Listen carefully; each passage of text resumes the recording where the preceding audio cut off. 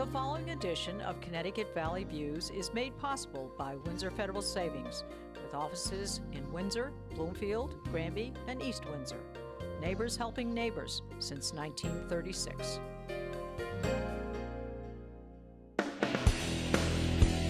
Join me, Susan Regan, host of Connecticut Valley Views, the most widely watched interview program on Connecticut Public Access TV. Proof to the people is the byline, insight without bias, generating a 360 perspective. Our mission is to focus on topical subjects with thought-provoking interviews regarding municipal leadership, current affairs, educational and political topics, as well as key destination points in New England. And here's your host for Connecticut Valley Views, Susan Regan. Hello, and thank you for joining me today. I would first like to thank the West Hartford Historical Society and the Noah Webster House for allowing us to use their facility for our interview today. I would like you to be sure to check out their website, www.noahwebsterhouse.org, for all of the exciting events that they have coming in the coming months. And now, my guest today is Mr. Zahir Manan, who previously was a youth president and an outreach director and current leading member of the Ahmadiyya Muslim community of Connecticut. Additionally, he's published a scientist and currently leads a weekly Quran study at his group and his mosque. And it's a pleasure to have you here today. Nice to meet you. What a pleasure. Well, now I gave a little introduction about you, but you have another pronunciation of your last name. Sure. I hope I pronounced it correctly the first time, one of the ways to do it. And tell us a little bit more about your background, Zahir. Sure. So I start in the name of God, the most gracious, ever merciful, and I give you the Islamic greeting of peace, which is peace be upon you and the blessings of God. I appreciate that. Thank you. And so my name is Zahir Manan. Those are two actually attributes of God. The correct pronunciation is Zahir Manan. Zahir means the one who's manifest, and Manan means the benevolent one. Now, your parents gave you, on purpose, gave you that name in order to have those meanings. Actually, it was the Khalifa of the time, our spiritual worldwide leader, the fourth successor of the Messiah, who actually gave me that name. So they create the name for you, and the parents accept it. Yes, exactly. So we request it from our spiritual leader for the blessings, and also whatever name he gives you, you tend to follow up and have a nature and grow up in that meaning of the name. So. Very interesting. That's very interesting, because once you have that set for you, it's almost a path. Exactly. That you need to follow. Right, exactly. Well, give us a little bit more about your background Sure. and how you came to your current posts and so forth, just so we know you a bit better. Definitely. So my father, Manzoor Manan, and my maternal grandmother, Dr. Khurshid Razak, actually helped found the Connecticut chapter of the Ahmadiyya Muslim community under the then national president, M.M. Ahmad. So from my birth and ever since I was young, I've grown up with 5 brothers. My dad was very energetic in leading the Connecticut chapter, and he was president for over a decade, and so was my maternal grandmother. So we were brought up with this leading membership and being a leading contributor to the community. So I, at a young age, I was very interested in religion and in theology. And I kind of questioned, and I was like, why should I believe in this faith just because I'm born into it? Right. So I did a lot of research, and that's where I became well-versed, and it became more apparent to me that this must be the right path. Well, obviously, you were educated here in the United States. Exactly, yep. What schools did you attend? So I attended for university, for high school, I attended Middletown High School. For university, I've attended University of New Haven, Southern Connecticut State University, as well as Yale University. And there I studied pre-med and medicine. Yeah. Well, very interesting. Now, let's talk about Ahmadiyya, the Muslim community. How does it differ from the Sunni and Shiite, which we hear the most about in the news? Give us a broad brushstroke. Sure. So the Ahmadiyya Muslim community actually falls under the category of Sunni Islam, in the sense that Sunni means Ahl Sunnah, which means the people of the practice of the Prophet Muhammad, peace be upon him.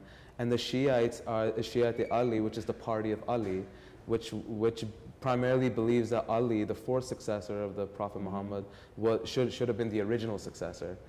So they're kind of right in their own ways, but Ahmadiyya Muslim community falls under Sunni Islam, and we follow the Hanafi, a school of jurisprudence. And a little bit about the Ahmadiyya Muslim community is that it was founded in 1889 by Mirza Ghulam Ahmad of Qadian, His Holiness Mirza Ghulam Ahmad of Qadian, who we believe to be the latter-day Messiah and the divine guide, prophesied not only by Islam and Prophet Muhammad, but by all the major religions in the world. Well, when we look at this, when the average, let's say, American person, the average Christian person, is looking at what is going on now currently in the world, Right. where do you see, or do you see why or how, or do you understand a reason for why this breaking off into these different factions? I mean, we all appreciate and we all enjoy the fact that the Ahmadiyya are here and that are part of America, you support America, you consider this your country. Yes. And where did these other factions come off? Was there a why or a reason? I mean, they took on their fight, the Jihad. Right. And they used their religion as a front. Yes. So why or when did that happen? So, I mean, it originally began after the demise of Prophet Muhammad, peace be upon him, and even during his time. And it was primarily political motives, kind of disguised behind religious guise. And actually that's what Jesus said would happen, is that, you know, beware of wolves dressed in sheep's clothing. So Muhammad, peace be upon him, was a messenger and prophet by God that came to unite people under one faith, or if not under one faith, at least have the freedom of conscience for everybody. And of course, Arabia at that time had no governance or rule. And early on, when Prophet Muhammad passed away, there was a division in who should be the leader or the Khalifa of the time. And actually, Abu Bakr was the companion, God be pleased with him, was kind of unanimously elected. And then there was Umar, then Uthman, and then Ali. And then Ali, the supporters of Ali kind of factioned off because he was martyred, just like Uthman and Umar was martyred. So and it becomes almost an ego thing. Somebody wants. It's like they want revenge, and they're motivated by this kind of this bloodthirsty thing, which is not right, of course, because that's their own personal views coming into the religion, and that's why Prophet Muhammad prophesied himself that there would be many divisions, and Muslims would eventually become misguided. So you need to stay true to yours, and not be swayed by anything going on. Exactly, and he said that they would become divided, and they would become misguided, and they would be the worst under the canopy of heaven. Okay, well, my next question, the split from the Prophet Muhammad several weeks ago. Now, this was discussed by a gentleman who was on, a professor with the Hartford Seminary, and he was on Fox Connecticut Real Story. Right. His name was Dr. Mahmoud Ayub, and he talks about the history of Islam. And that interview, do you feel that it was accurate? Maybe you might want to pick a couple of highlights where he pinpointed some specifics. Sure. So I do agree with what he was saying. Is very historical what he's saying. The Kharijites were the initial militant group, and they were actually against Ali, the fourth rightly guided Caliph, and had some quarrels with him, and they gave him a lot of trouble. And Ali, may God be pleased with him, was always trying to reform the people. His mission for the Muslim community at that time, because they had spread a lot more than at the time Prophet Muhammad, under the Caliph of Umar. His mission was to reform the people. And actually it was the Kharijites that were responsible for the martyrdom of Ali, and they were very militant. And from there, it kind of evolved and they kind of took a backseat and then came out again, took a backseat through the centuries. And that's why Muhammad said that they would be rightly guided mujaddids or reformers, brought by God or raised by God for the reformation of the community, just like the Israels were chosen. There were prophets chosen among them to reform the people, and that's where the Ahmadiyya Muslim community comes in, because it's not Mirza Ghulam Ahmad who started the community. It was a directive from God, and after multiple times, he finally did what God commanded him and started taking the oath of initiation and started this community. Well, the true the Khalifa, am I saying that correctly? Yes. Of Islam. It's an Arabic name or a title which means successor or steward. Yes. So give us a sense there for Sure. where that word is used. So in chapter 2 of the Holy Quran, it mentions Adam as the Khalifa of God. Khalifa means successor, inheritor, or even representative, like a mirror. So Adam was God's mirror on earth.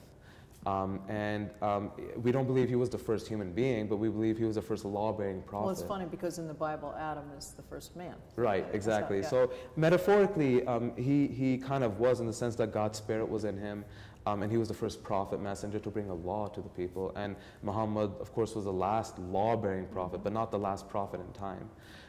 So the Khalifas can also be mirrors and representatives of God, and then there's Khalifas of the prophets themselves, which are Khalifatul Nabi, the Khalifa of the Prophet, or Khalifatul Masih, or successor of the Messiah. So that just means that he's the inheritor, the successor, the representative of Messiah today. And he is elected to that position from a body, an electoral college.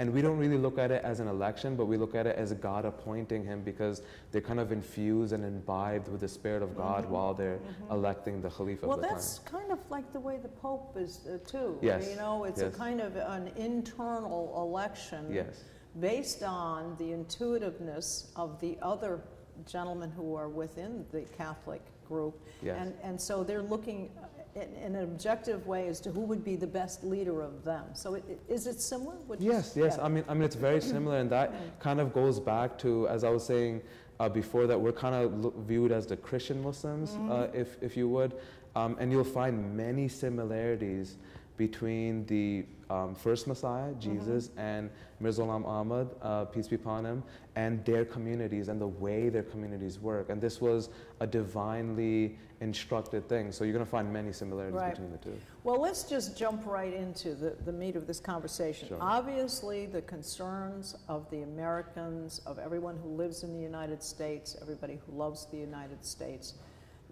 we are being attacked by ISIL. There are many factions of them. Right.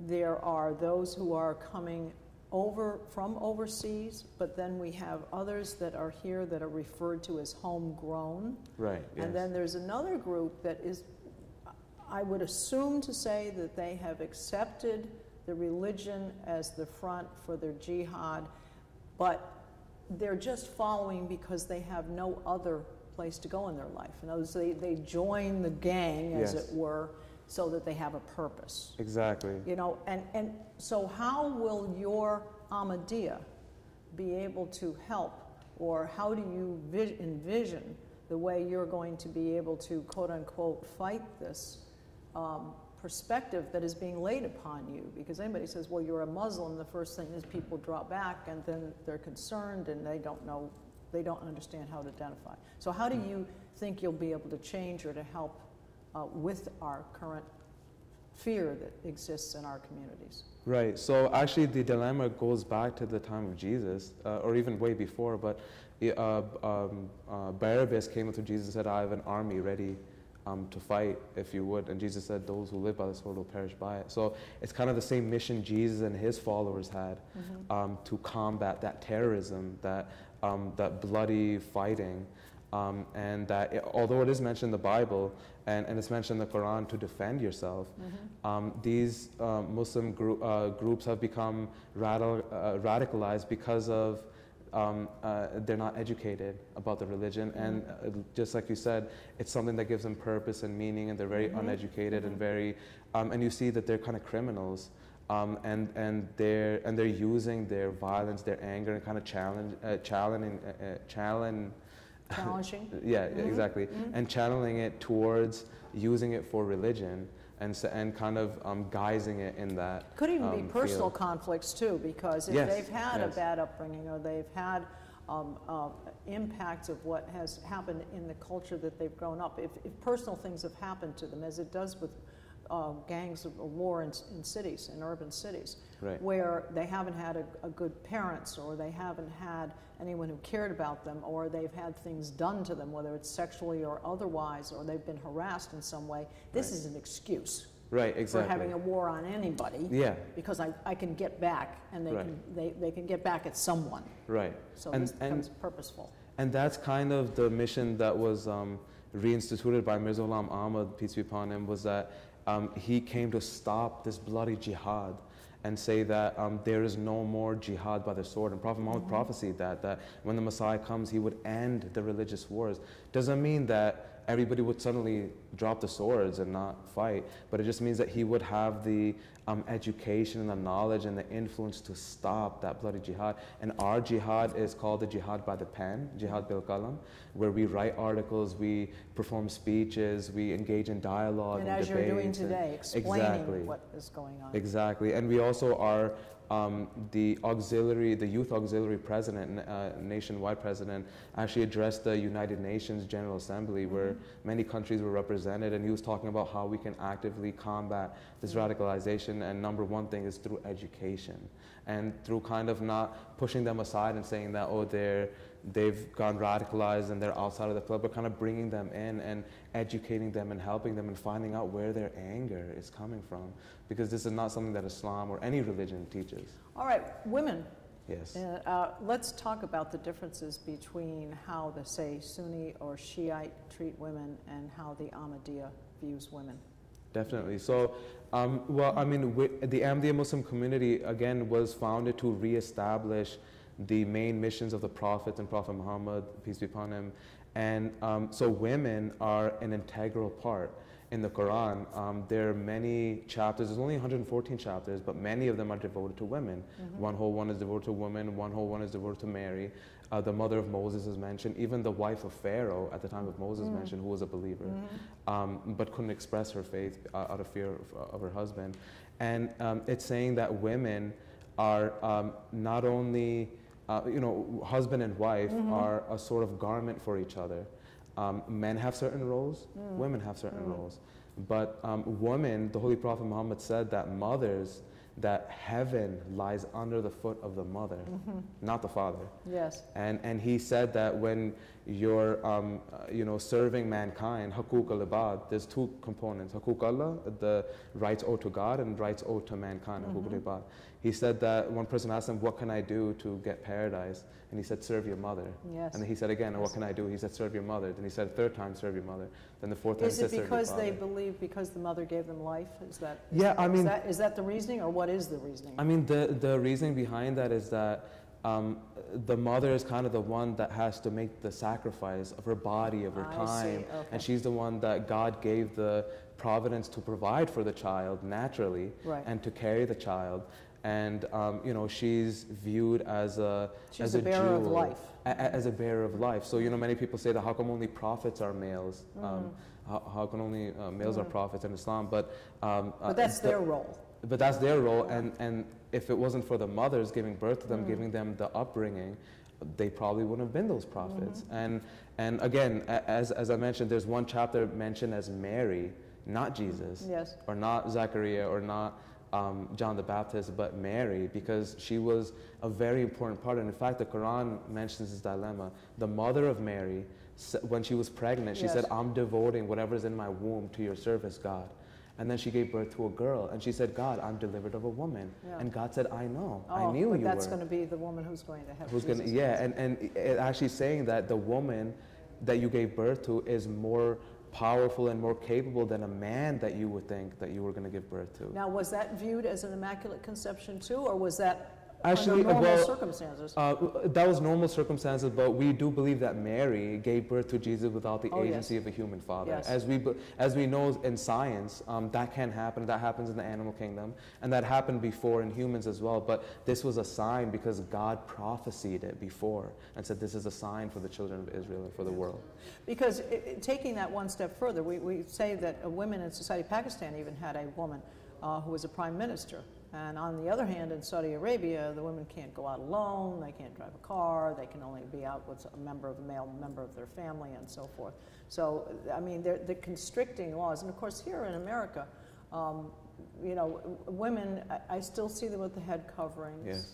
even so, but they're driving their cars and they're Right. participating in society. Right. So there are still things that they follow, there are still certain dress codes and so forth, but Yes. the freedom is much greater, obviously, in the Ahmadiyya. Yes, yes. I mean, I would say that in Saudi Arabia, I mean, many of the things we have to differentiate culture between religion, between the way their culture works and what religion actually has to say.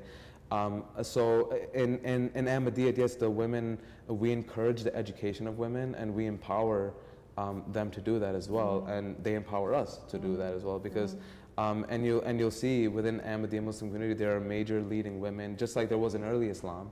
You know, Hazrat Aisha, the wife of Prophet Muhammad, one of the wives, one of the youngest wives, was a leading member of the Muslim community, and she was an advisor to the Khalifas. And they sought her advice in the consultation body, and really gave her that respect. So today also the women are they have their own auxiliary, and they have their own meetings, they have their own board members, and they have their own initiatives and their own functions in society. So they can act independently, make Yes, they can. judgments independently, and contribute towards the community. Definitely. And one thing I hadn't actually talked to you about before, but I'm kind of interested, how are the children viewed in the community? I mean, is there any difference in how you would bring them up? Is there, how are you want to have large families or?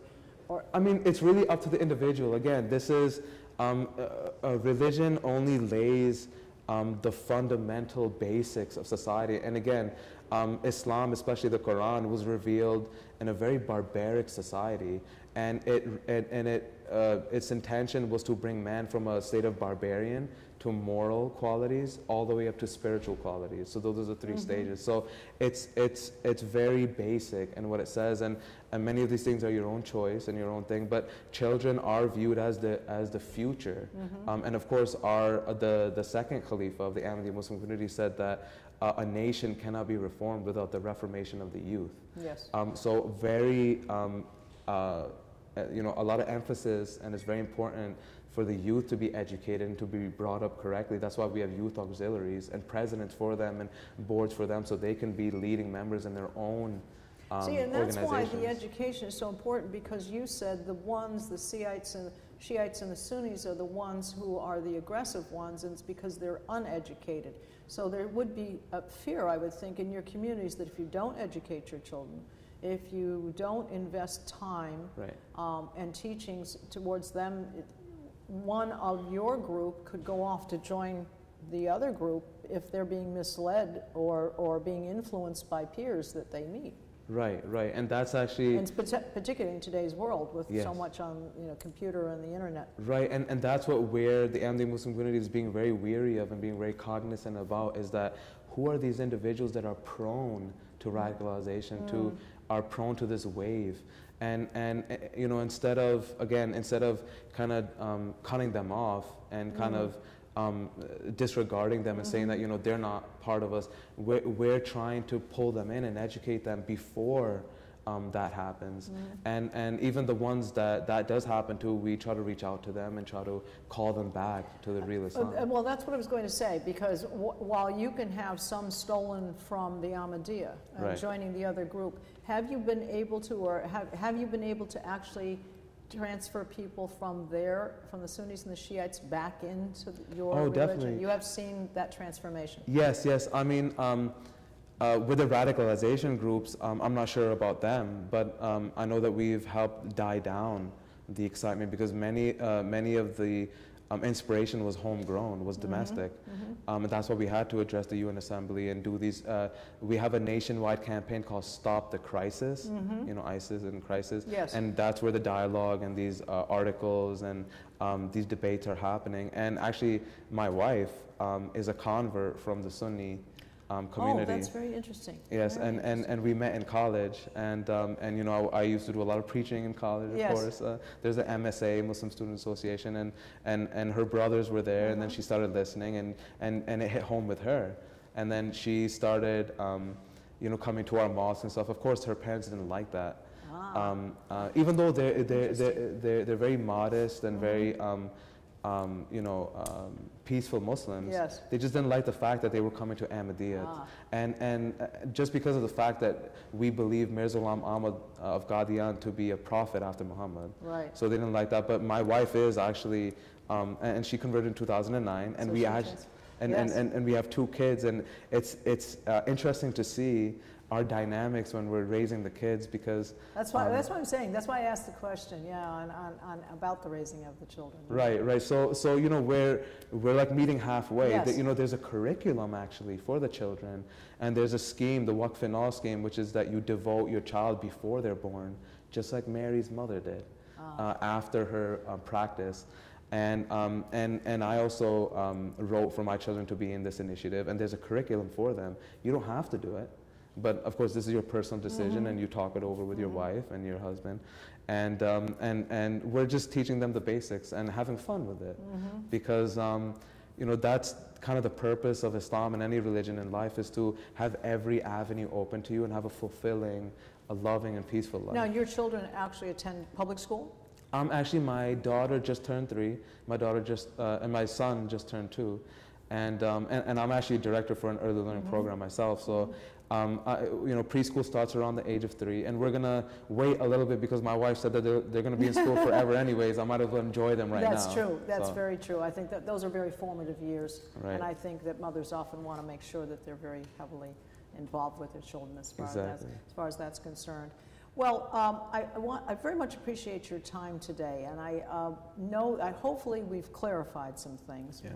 Because what goes on in the newspaper, like we had this morning, the link to Islamic State, the happenings in Texas, Yes. those are very frightening, Garland, very frightening scenes, and Yes. I think sometimes, do you feel the media has played a role in creating more issues, or do you? Definitely. I mean, that's the thing, is that you never hear the voice of the moderate Muslims coming out. They'll never, give us a voice. They'll rather give the people who are doing the violence. Yes. And then they're like, we're the Muslims condemning this act.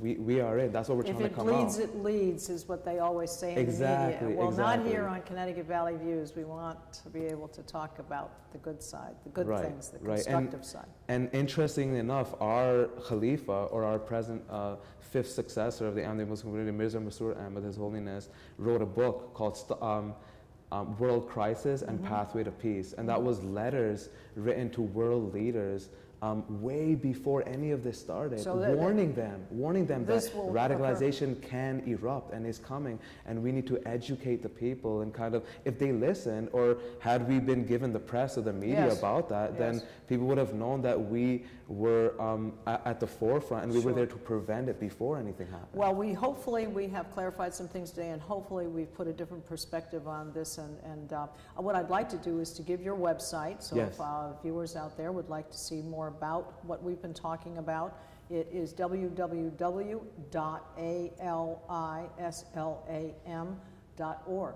So I very much want to thank you for your time today. Thank you very much and again. for your explanations and sharing some of your personal anecdotes.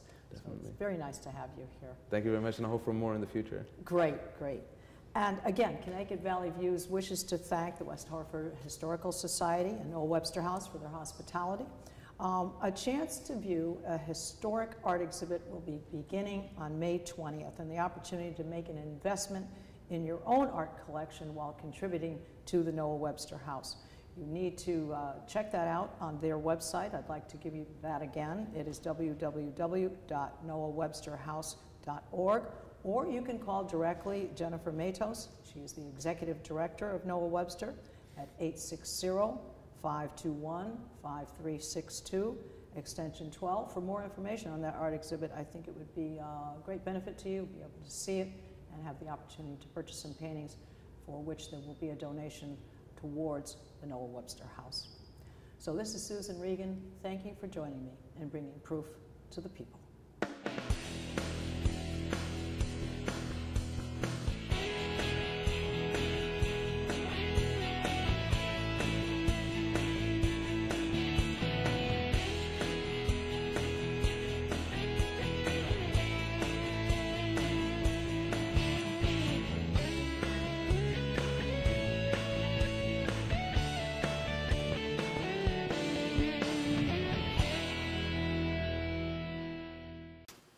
Our thanks to Windsor Federal Savings for making this program possible. Neighbors helping neighbors since 1936.